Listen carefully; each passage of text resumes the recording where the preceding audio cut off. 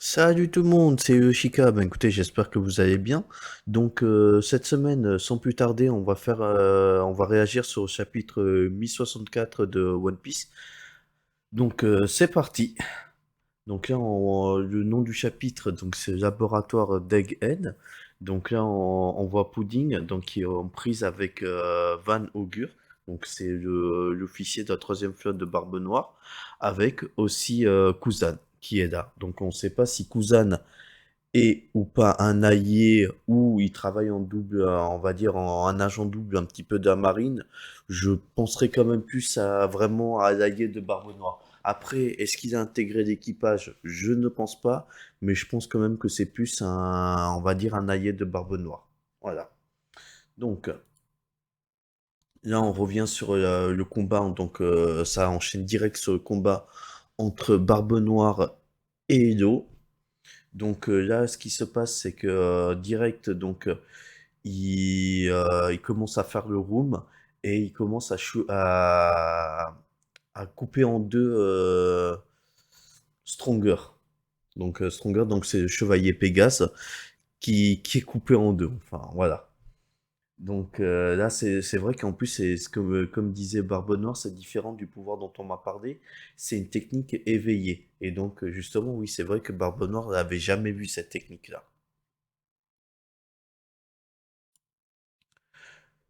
Donc là, Barbe Noire aussi, il commence à se confronter aussi aux autres. Donc il utilise le pouvoir du Guraduranomi, donc le pouvoir du tremblement de terre.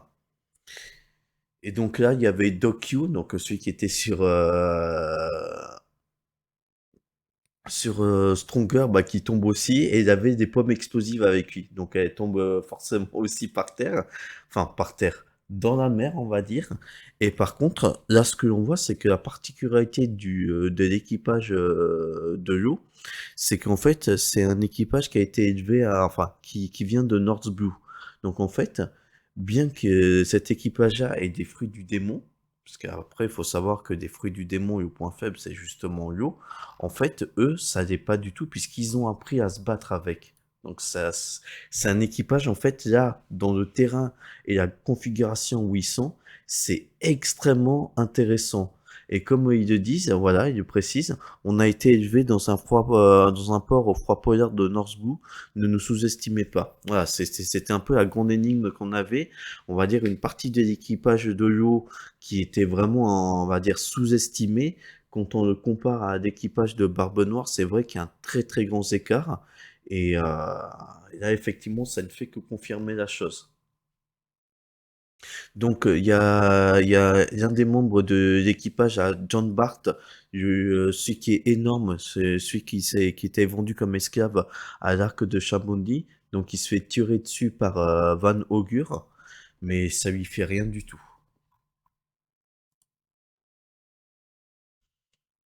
Et donc là, on voit justement Barbe Noire se faire entre guillemets transpercer par l'eau.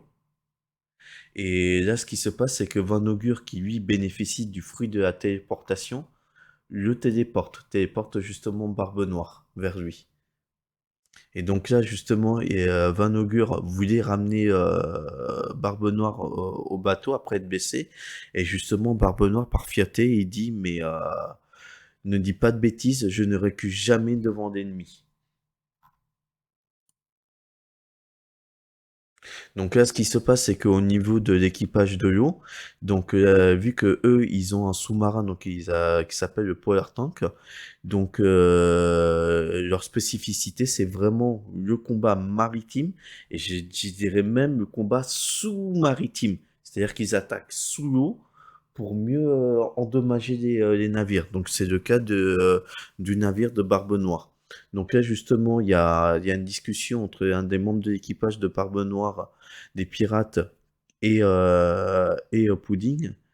Et là, ils disent que si là, Pudding a dit, si Mama était toujours en vie, tu ne dirais pas une chose pareille. Et après, et ce qui dit encore, et là, il rigole, l'un des deux prisonniers, enfin, l'un des deux membres d'équipage qui est de Barbe Noire dit, et celui qui est en train de se battre justement, et justement celui qui a tué Big Mom. Donc on comprend vraiment que Big Mom est vraiment morte. Là, il y en a certains qui croient encore que peut-être Big Mom est encore en vie et qu'elle va revenir à l'arc de Elbaf, puisqu'il y aura, je pense, un arc Elbaf. Mais honnêtement, là voilà, c'est encore une confirmation de plus que vraiment Big Mom, entre guillemets, est morte. Et pour moi, perso, on n'est pas prêt de la revoir, clairement. Donc là, il y a encore l'affrontement qui se fait entre Joe et Barbe Noire. Donc après avoir utilisé le fruit du Guranomi, donc celui du tremblement de terre, là, il va utiliser le fruit des ombres, le fruit des ténèbres, pardon. Donc non, c'est sympa. Franchement, j'ai après tout le monde s'attend à ce que ça soit comment ça s'appelle Barbe Noire qui gagne, mais moi, perso, l'issue du combat, on le sait, hein, mais Yo a un fruit qui est extrêmement intéressant, donc c'est l'Opé Nomi, donc le fruit du cœur, mais son fruit a aussi un deuxième nom, c'est le fruit de la jouvence. C'est-à-dire que celui qui le prend a, entre guillemets, la jeunesse éternelle, ce qui a la possibilité d'accorder la jeunesse éternelle. Donc ça aussi, peut-être, est-ce que c'est Barbe Noire qui le cherche? Certainement oui, hein. Puisque lui, à la base, il a la chasse de tous les fruits du démon, donc c'est à voir, vraiment. Donc là, Discretos, il y a Akainu, donc l'amiral en chef de la marine, qui trépigne. Et encore, je suis très gentil sur le terme, qui trépigne d'impatience d'être au combat. Voilà. Lui, il veut que le combat se termine au plus vite, quoi. Donc, voilà, clairement. Donc là, maintenant, on repart sur Egghead.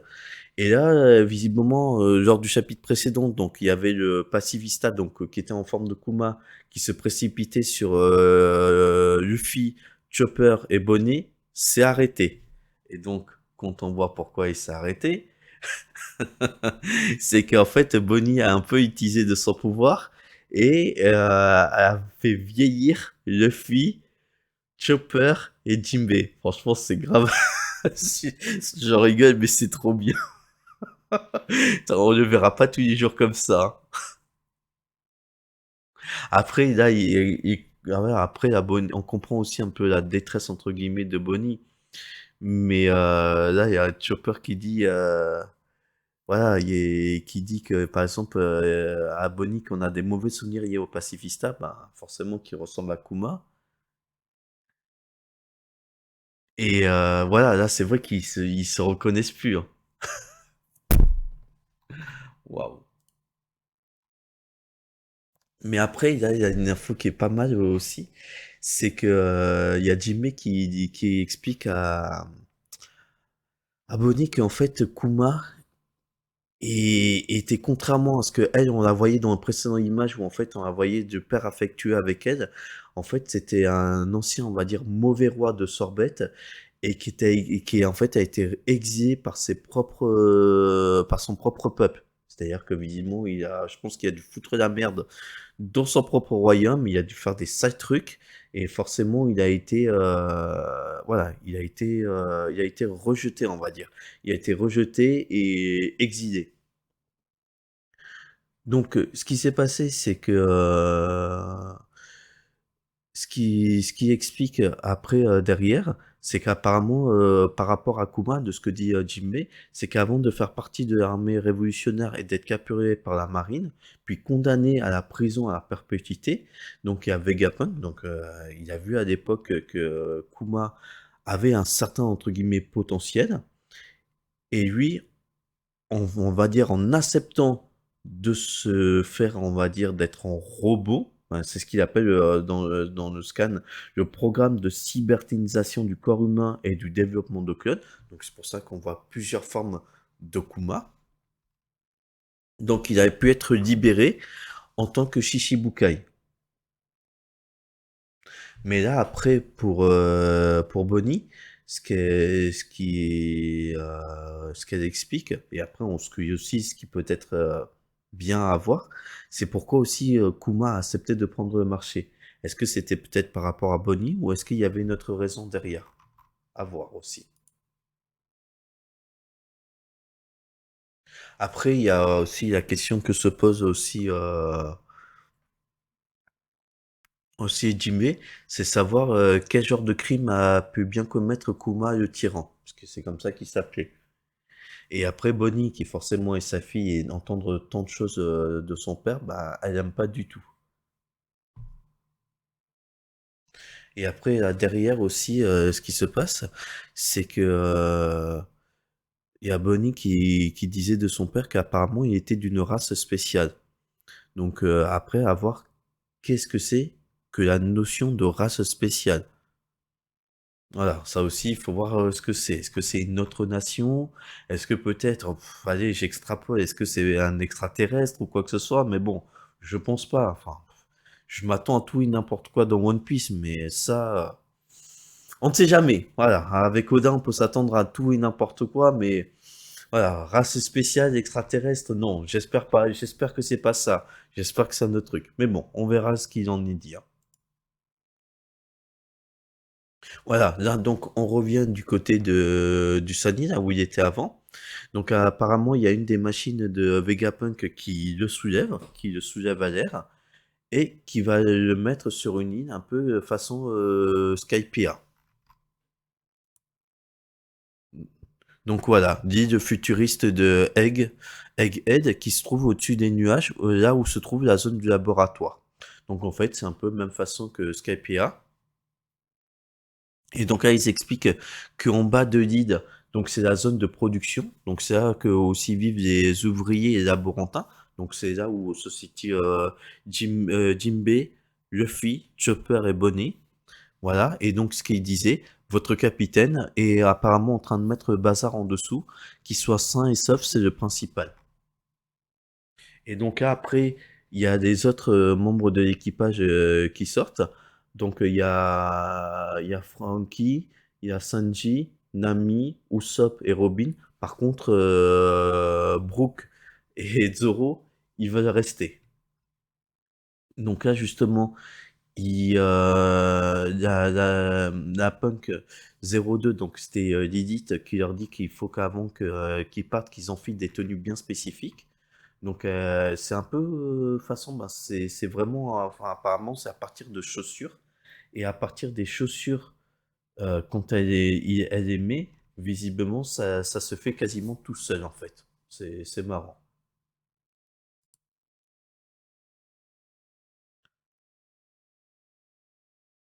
Voilà, donc là on voit des tenues de Robin, Nami, Usopp, Sanji et Franky. Franky, on dirait, il ressemble à plus rien. Lui, c'est quasiment un cyborg. Il est même plus humain. Il a rien, il a plus rien d'humain.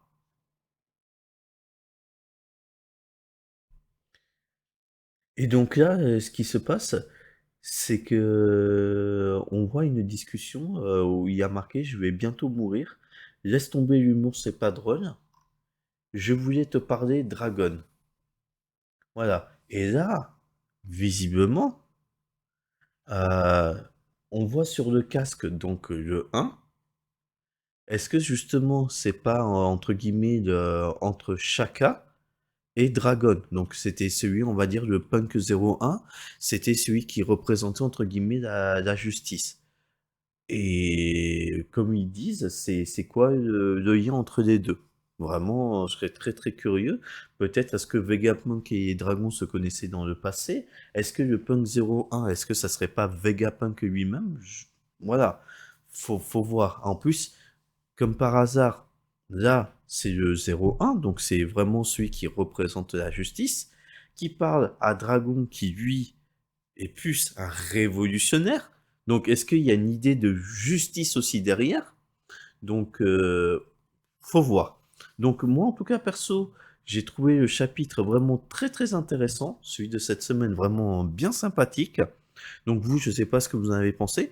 Donc si vous avez aimé, donc n'hésitez pas à liker, commenter et à vous abonner. Merci à vous et à bientôt. Salut!